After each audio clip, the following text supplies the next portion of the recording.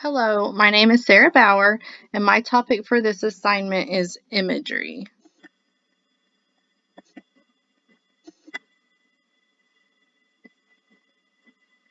So, first, we will start out by understanding what imagery is.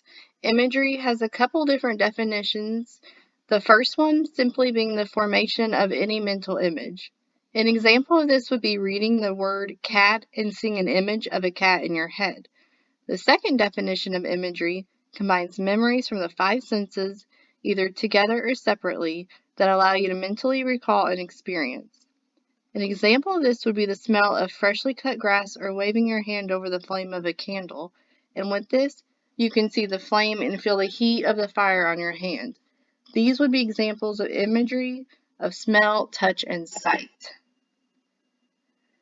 Imagery has been around since the 19th century. Psychologists such as Galton, Wundt, and Titchener were known to have incorporated imagery as early as 1880.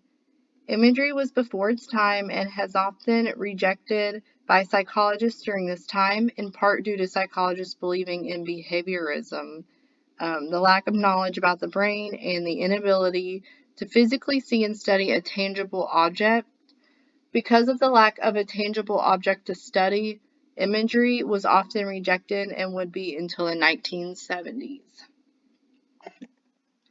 So, picking up where the last slide left off, imagery was rejected because the science wasn't there yet. We knew less about the brain, which made it hard for psychologists and scientists to believe in something when they didn't fully understand. And it wasn't until a century later when our knowledge of the brain was more complete, which allowed psychologists to think neuroanatomically. So, why is it important to use imagery in education? Incorporating imagery will provide students with images they are able to relate to the material, which will give them a more comprehensive understanding of the information. This will also encourage students to become more engaged, which we have learned increases their understanding. When students are creating images, they can recall the information easier because they have a visual representation that relates to the information they had read. Students that struggle with reading comprehension will be able to relate imagery back towards the text, which will then give them a learning tool for remembering the information. Imagery is important because it helps deepen the reader's understanding of what they are reading. This will combine the reader's senses with previous knowledge, which increases the level of comprehension of the learner. Imagery is also important because it allows students to recall past events or class content such as notes or previous lessons. Thinking of imagery, you think of something tangible like a picture. But imagery is something more than just a picture, it's a combination of all the five senses as previously mentioned. And when teaching imagery, we must give our students time and allow them to create a mental image as they are listening to the text. If what was read contains really good descriptions, then pause to allow the students time before moving on.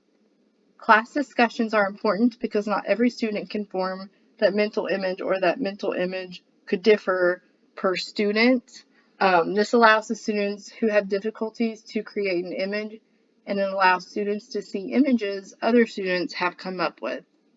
By providing the students this learning technique in the classroom, it will encourage them to use this outside of your classroom, which can then help the students learn other subjects as well. So I read this quote by Zona Neale Hurston in Seraph on the Suwannee. I thought this quote embodied mental imagery. Please take a few moments to read the quote, then close your eyes and picture what you just read. What did you see? Like, I saw a bright yellow sun in a blue sky with red lanky legs walking across the skin. Another imagery example I thought of was when you have your hand out and in your hand is an apple.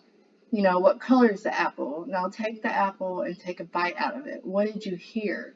What do you taste? What do you feel? How do you feel? Did you hear the crunch of the apple when taking a bite? Did you taste the sweetness or sourness of the apple? Did your mouth begin to water? These two examples embody imagery, and allow the readers to use all five senses in learning or remembering a past event. So, we've talked about allowing students time to form images about items they have learned. It's important to not rush through lessons so they are able to form sensory connections with the content.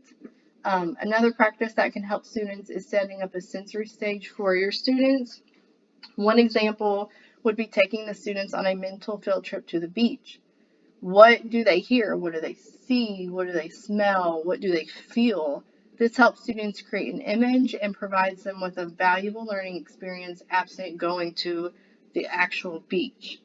I hope this helps you learn about imagery and the importance it plays in the classroom and with our students' education. Thank you.